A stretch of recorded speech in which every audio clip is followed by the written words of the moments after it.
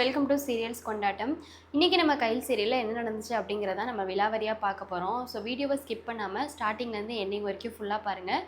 அப்போ தான் வீடியோக்கான ட்விஸ்ட் என்ன அப்படிங்கிறத நீங்கள் தெரிஞ்சுக்க முடியும். இந்த வீடியோக்கு ஒரு லைக் கொடுத்துட்டு இன்னும் நம்மளை சப்ஸ்கிரைப் பண்ணாமல் இருந்தீங்கன்னா கண்டிப்பாக சப்ஸ்கிரைப் பண்ணிக்கோங்க.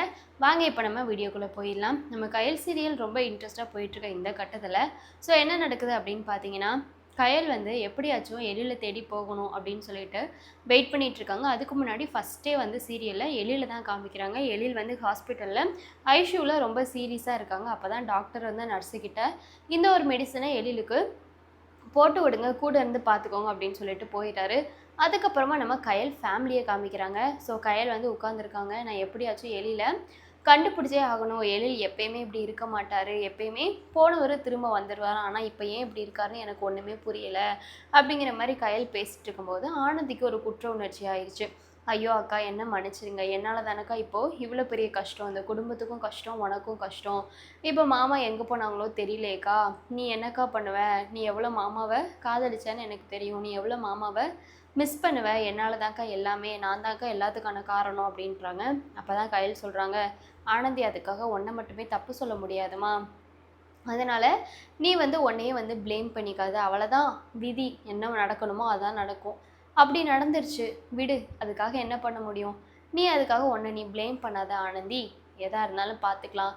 எழில் எங்கே போயிட போகிறாரு, நானும் எழிலும் ரொம்ப காதலிச்சோம், எழில் கண்டிப்பாக என்னை விட்டு போக மாட்டார், அவருக்கு என் மேலே கோவம் மட்டும்தான், அவர் என் மேலே கோவப்பட்டு தான் போனார் தவிர என்னை வெறுத்துலாம் போகல, எப்படி இருந்தாலும் நான் எழில பார்த்துட்டா போதும், நான் சமாதானம் பண்ணி நான் கூட்டிகிட்டு வந்துடுவேன் அப்படின்னு சொல்கிறாங்க. உடனே காமாட்சி, என்னம்மா கயல், எப்படிம்மா நீ கண்டுபிடிக்க போகிற, கண்டிப்பாக வந்து நம்ம கண்டுபிடிச்சே ஆகணும், உடனே என்னால் இந்த கோலத்தில் பார்க்க முடியலம்மா அப்படிங்கிற மாதிரி சொல்கிறாங்க. கயல் உடனே அதெல்லாம் ஒன்றும் இல்லைம்மா, நான் எழில கண்டுபிடிச்சிட்டா நான் சரியாயிருவேன், இப்போ எழில எனக்கு கண்டுபிடிக்கிறது தான் இப்போ அடுத்த ஒரு கஷ்டமாகவே இருக்குது அப்படின்னு பேசிகிட்டு இருக்கும்போதே கயலோட பெரியம்மாவும் பெரியப்பாவும் வந்துடுறாங்க. வந்ததுக்கப்புறமா அந்த பெரியம்மா யோசிக்கிறாங்க, பெரியப்பா வராங்க. வந்ததுக்கப்புறமா என்னம்மா விஷயத்தை கேள்விப்பட்டேன், அனு ஆனந்தி 2 பேரும் வந்துட்டிங்களா அப்படின்னு சொல்லிட்டு அணுவையும் ஆனந்தியும் வந்துட்டு அவங்க பாசமாக வந்து அவங்க பெரியப்பா வந்து கொஞ்சிட்டு கட்டி பிடிச்சிட்ருக்காங்க. அப்போ தான் அனுட்டா, அனு பாப்பா வந்துட்டியா, நல்லா இருக்கியா அப்படி இப்படின்னு சொல்லிட்டு, உடம்புக்கு நல்லா இருக்கா, எதுவும் இல்லைல்லம்மா அப்படி இப்படின்னு கேட்டுட்ருக்காங்க. அதோட அனு ரொம்ப சந்தோஷமாக அவங்கக்கிட்ட பேசிகிட்டு இருக்காங்க. இது போக நம்ம எழில் காணாமல் போன விஷயம், எழில் இன்னும் வீட்டுக்கு திரும்ப வரல அப்படிங்கிற விஷயத்த காமாட்சி வந்து கயலோட பெரியப்பா கிட்ட சொல்கிறாங்க. சொன்னதுக்கப்புறமா கயலோட பெரியப்பாவும் என்னம்மா இப்படி ஒரு விஷயமா இருக்கே, எழில் தம்பி எங்கே போனாங்க, இப்படி எப்பயுமே இருக்க மாட்டாங்களே, என்னாச்சு இப்படி அப்படிங்கிற மாதிரி கேட்குறாங்க. அப்போ தான் கயல் சொல்கிறாங்க, அதான் பெரியப்பா எனக்கும் தெரியல, அவர் எப்பயுமே வந்துட்டு என்னை விட்டுட்டு இப்படிலாம் போகவே மாட்டார், இப்போ தான் வந்து இப்படி போனது எனக்கே ரொம்ப வினோதமாகவும் விசித்திரமாகவும் தான் இருக்குது, ஆனால் நான் அவரை இப்போ நான் தேடாமல் விட மாட்டேன், அவரை நான் கண்டிப்பாக தேடுவேன் அப்படிங்கிற மாதிரி சொல்கிறாங்க. அதுக்கப்புறமா வந்து சொன்னதுக்கப்புறமா நம்ம கயல்கிட்ட கயலோட பெரியப்பா வந்து மன்னிப்பு கேட்குறாங்க. என்னை மன்னிச்சிருமா, நான் மட்டும் வந்து இந்த குடும்பம் எப்படிப்பட்ட குடும்பம்னு தெரியாமல் ஆனந்தியை கல்யாணம் பண்ணி வச்சு ஆனந்தியோட வாழ்க்கை என்ன இருக்கும், நாசமாக தானே போயிருக்கோம், நல்ல வேளை ஆனந்தி அவன் மனசில் உள்ள சொன்னதுனால இந்த குடும்பம் எப்படிப்பட்ட குடும்பம்னு நம்மளுக்கு கடைசியில் தெரிய வந்துச்சு அப்படிங்கிற மாதிரி சொல்கிறாங்க. அதுக்கப்புறம் அன்பு வந்து சரி விடுங்க அதெல்லாம் ஒன்றும் இல்லை அப்படிங்கிற மாதிரி கயலோட பெரியப்பா சமாதானப்படுத்திடுறாங்க. ஆனால் நீங்கள் எல்லாருமே என்ன தயவு செஞ்சு மன்னிச்சிடுங்க அப்படின்னு சொல்லிட்டு ரொம்ப கில்ட்டி ஃபீலிங்கில் இருந்து எல்லாருக்கிட்டையுமே வந்து மன்னிப்பு கேட்குறாங்க. மன்னிப்பு கேட்டுட்டு அதுக்கப்புறம் வந்து கயல் வந்து எழில தேட போகணும் அப்படிங்கிற மாதிரி எழில தேடியே ஆகணும் அப்படின்னு அந்த முயற்சியில் தான் இறங்குறாங்க. அதுக்கப்புறம் தான் கயல், நான் இங்கே இருக்கிறது சரியில்லை, நான் ஸ்கூட்டி எடுத்துகிட்டு போய் நான் எழில தேட போகிறேன் அப்படின்னு சொல்லிட்டு எழில வந்து தேடுறதுக்காக போயிட்டுருக்காங்க. ஸோ போகும்போது தான் ஸ்கூட்டியில் எல்லா இடத்துலையும் எழில தேடி பார்க்குறாங்க. அப்போ தான் வந்து அன்பு வந்து ஒன்று சொல்கிறாங்க கயல்கிட்ட. கயல் எப்படி தேட போகிற முடிவு எடுத்தாங்க அப்படின்னு பார்த்தீங்கன்னா, அன்பு தான் கயல்கிட்ட சொல்கிறாங்க, அக்கா மாமா வந்து மன கஷ்டத்தில் இருந்தாங்கன்னா ஏதாச்சும் ஒரு பிளேஸில் போய் உட்காருவாங்களா, உனக்கு எதுவும் தோணுதாக்கா அப்படின்னு. அப்போ தான் நம்ம கயல் வந்து அவங்களோட ஃப்ளாஷ்பேக் மெமரிஸ் இருக்கும் இல்லையா, அதெல்லாம் வந்து நினச்சி பார்க்குறோம். நினச்சி பார்த்துட்டு ஆமாம் அவங்க வந்து ஒரு பார்க்கில் போய் உட்காருவாங்க அப்படின்னு சொல்லிட்டு நம்ம கயல், நான் இப்போவே இமிடியேட்டாக போய் தேடுறேன் அப்படின்னு சொல்லிட்டு ஸ்கூட்டி எடுத்துகிட்டு போய் எழில தேடுறதுக்காக போகிறாங்க. அந்த பார்க்கில் தான் வந்து கயல் வந்து தேடுறாங்க. பார்க்கில் இருக்க எல்லாட்டையும் கேட்குறாங்க, யாருக்குமே வந்து எழில பற்றி ஒன்றுமே தெரியலன்றாங்க.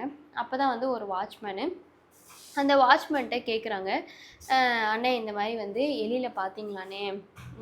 இந்த மாரி என்னோட ஹஸ்பண்ட் அவங்க இங்கே தான் வந்து உட்காருவாங்க. எங்கே போனாங்க, ஏது போனாங்கன்னு தெரில" அப்படின்னு சொன்னோனயே, அப்போ தான் அந்த வாட்ச்மேன் சொல்கிறாங்க ஒரு விஷயத்த, பார்த்தேம்மா, நான் எழில் தம்பிய பார்த்தேன்" அப்படின்னு. "என்னண்ணே சொல்கிறீங்க? பார்த்தீங்களா? அப்போ எங்கண்ணே போனாங்க? உங்களுக்கு எதுவும் தெரியுமாண்ணே?" அப்படின்னு சொல்லிட்டு கேட்குறாங்க. "ஆமாம்மா, எழில் தம்பி வந்து அந்த பக்கமா தான் போனாங்க" அப்படின்னு சொல்கிறாங்க. அப்புறம் கொஞ்ச நேரம் கழிச்சு அந்த பக்கமா போனேன்னு சொன்னோனே, கயல் வந்து தேடி தேடி தர்றான். அப்புறம் அந்த வாட்ச்மேனுக்கு ஒரு யோசனை வருது.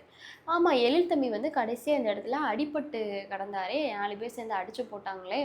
அப்போ அப்போ ஏதோ ஒண்ணு ஆயிருக்கும். அப்போ இன்ன வரைக்கும் வந்து இந்த அம்மா கண்ல மாட்டலன்னா, அப்போ ஏதோ ஒண்ணு சம்திங் ராங் தான் அப்படிங்கிற மாரி சொல்லிட்டு, "ஏம்மா கயல் இங்க கொஞ்சம் வாம்மா" அப்படின்றாங்க. உடனே கயல் வராங்க. எலியில வந்து இப்படிதாம்மா போனாங்க. ஆனா அடுத்த நாள் நான் பார்க்கும்போது 4, 5 பேர் எலியில அடிச்சு போட்டு, அங்க தாம்மா அந்த குப்பைய காட்டுல தாம்மா போட்டிருந்தாங்க இப்போ. அதுக்கப்புறம் அடிச்சு போட்டது தெரிஞ்சு ஹாஸ்பிட்டலுக்கு கூட்டிட்டு போயிட்டாங்க. ஆம்புலன்ஸ் வந்து ஏத்திட்டு போயிடுச்சு அப்படின்னு சொன்னோனே, கயலுக்கு கையும் ஓடல, காலும் ஓடல. "என்ன சொல்றீங்க?" அப்படிங்கிற மாரி சொல்லிட்டு, கயல் வந்து ரொம்ப வேகமா எலியில பார்க்கறதுக்காக ஸ்கூட்டி எடுத்துட்டு ஹாஸ்பிட்டலுக்கு போறாங்க. ஆனா இதுக்கு முன்னாடியே எழிலோட அம்மாவுக்கு எழில் வந்து ஹாஸ்பிட்டல்ல தான் இருக்காங்க அப்படிங்கிற ஒரு விஷயம் வந்து தெரிய வருது. அவங்க அதுக்கு முன்னாடி எழில பார்த்துக்கிட்டு ஹாஸ்பிட்டல்ல தான் இருக்காங்க. இப்போ எழிலோட வீட்டுக்கு போகயே கயல வந்து அவங்க அம்மா அக்செப்ட் பண்ணிக்கல. வீட்ட விட்டு வெளிய போடி அப்படி இப்படின்னு கண்டமேனிக்கு திட்டி, கயலையும் காமாட்சியும் வெளிய அனுப்பிச்சுட்டாங்க. இப்போ கயல் வந்து எழில பார்க்குறதுக்காக ஹாஸ்பிட்டல் போறாங்க. கயல் வந்து எழில தொலைச்சிட்டாங்கங்கிற கோவம் அவங்க அம்மாவுக்கு இருக்கு. தன் பிள்ளைய நம்மகிட்ட இருந்து கூட்டு போனாலேங்கிற கோவம் அவங்க அம்மாவுக்கு இருக்கு. தன் பிள்ளைய இப்போ இழந்துட்டாளே, தன் பிள்ளைக்கு இப்படி ஒரு நிலைமை ஆறதுக்கு இவ தானே காரணம் அப்படிங்கிற ஒரு கோவமும் அவங்க அம்மாவுக்கு இருக்கு. இப்போ மொத்த கோவமும் சேர்ந்து கயல் வந்து ஹாஸ்பிட்டலுக்குள்ள வரும்போது, "தயவு செஞ்சு நீ வராத. என் புள்ளைய பார்க்க கூட உனக்கு துளி கூட அருகதை இல்ல. நீ ஒழுங்கா மரியாதையா போயிரு. என் பையன் எப்படி இருக்கான் தெரியுமா? ரொம்ப சீரியஸா இருக்கான். இப்படி என் செல்லமா வளர்த்து அவன நான் எந்த கஷ்டமும் தெரியாம வளர்த்து என் பையன இப்படி தொலைச்சிட்டு நிக்கிறியே! நீ திரும்ப எந்த ஒரு மூஞ்சிய வச்சுக்கிட்டு என் பையன நீ பார்க்க வந்த இந்த ஹாஸ்பிட்டலுக்கு? உனக்கு யாரு விஷயத்த சொன்னா? உனக்கு இந்த விஷயம் தெரியவே கூடாது. என் பையன நான் உன்கிட்ட இருந்து நிரந்தரமா பிரிக்கணும்னு தான் நினச்சுக்கிட்டு இருக்கேன். நீ இப்போ வந்தாலும் உன்னால எதுவுமே என் பையன் கூட சேர முடியாது. நான் என் பையனை குணப்படுத்தி நான் எங்கள் வீட்டுக்கு கூட்டிட்டு போயிருவேன். ஆனா நீ அங்கேயே வந்து என் பையனை பார்க்குறேன்னு கிளம்பிட்டு நிக்காத" அப்படிங்கிற மாரி சொல்லிடுறாங்க. உடனே தான் வந்து நம்ம ம் எழிலோட அம்மா இதெல்லாம் சொன்னதுக்கப்புறம் கயல், "அத்தை தயவு செஞ்சு புரிஞ்சுக்கோங்க அத்தை. எனக்கு எழில பார்த்தே ஆகணும். நான் காலையிலேருந்து சாப்பிட கூட இல்லாம எழில எல்லா இடத்துலையும் தேடிட்டு இருக்கேன். ஆனா இப்போ தான் கடைசியா எனக்கு விஷயம் தெரிஞ்சு நான் வந்து பார்த்தா நீங்க இருக்கீங்க. என்னை மன்னிச்சிடுங்க அத்தை. ஆனா என்ன தயவு செஞ்சு வெளிய போன்னு சொல்லாதீங்க. எழில பார்க்காம என்னால இங்கேருந்து போக முடியாது" அப்படின்னு கயலும் பிரச்சனை பண்ண ஸ்டார்ட் பண்ணுறாங்க. ஸோ இதுக்கப்புறம் என்ன ஆக போகுது அப்படிங்கிறத நெக்ஸ்ட் ஒரு வீடியோவில் பார்க்கலாம். இந்த வீடியோ பிடிச்சிச்சுன்னா கண்டிப்பாக லைக் பண்ணுங்கள். கயல் சீரியலில் நீங்கள் யாரோட ஃபேனுங்கிறதையும் மறக்காமல் கமெண்ட் பண்ணுங்கள்.